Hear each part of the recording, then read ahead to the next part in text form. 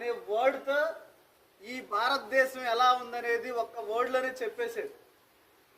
So అటువంటి 150 సంవత్సరాలు జరుపుకునేటువంటి సందర్భాన్ని పార్లమెంట్లో నరేంద్ర మోడీ గారు ఇప్పుడున్నటువంటి ప్రైమ్ మినిస్టర్ అక్టోబర్ 1వ తారీఖున బిల్లు పాస్ చేసాడు.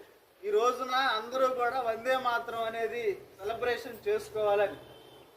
అలాగే ఈరోజు 10 గంటలకి మేడం వాళ్ళు రింగ్ చేపిస్తారు.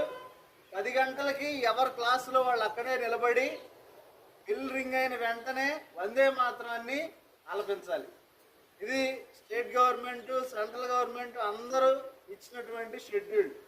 సో మనం దాన్ని కంపల్సరీగా పాటించాలి, మన దేశాన్ని మనం గౌరవించాలి.